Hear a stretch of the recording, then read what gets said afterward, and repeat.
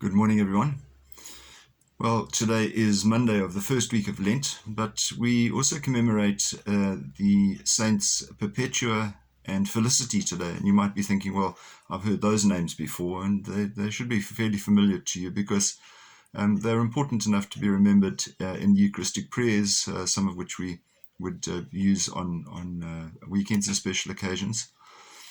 The interesting thing about Perpetua and Felicity is that they were martyrs, but with many martyrs, we don't know the situation involving their deaths, whereas with Perpetua and Felicity, we do. Perpetua was a young mother. She had a baby, and she was one who gave her life to Jesus. She wanted to be a Christian, although her father wasn't. And so there was a lot of tension there, but she nevertheless went ahead and was baptized, and for that was basically thrown in prison. Felicity was pregnant, hadn't had a baby yet, but had a similar conviction. But the Romans were not prepared to execute pregnant women, and so therefore Felicity was allowed to have her baby first, which was put up for adoption or was adopted, and then Felicity, together with Perpetua, was executed with two others of their friends.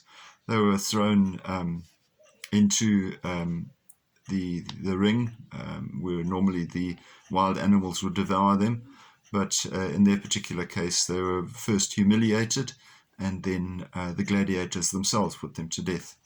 So courageous and brave young women, and for that reason they are the patron saints of mothers and of pregnant women.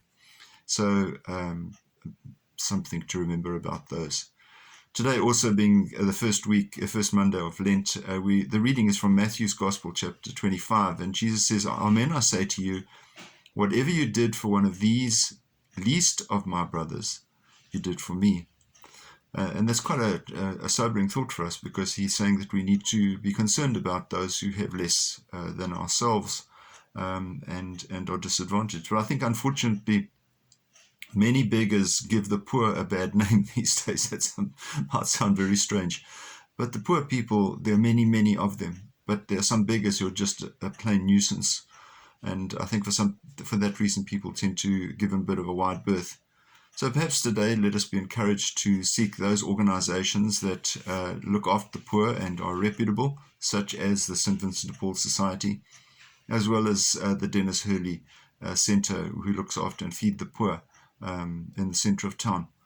Those organizations are reputable and certainly worth our support. Let us also remember that Jesus calls the poor his brothers. And if he calls them his brothers, he is associating himself with being poor.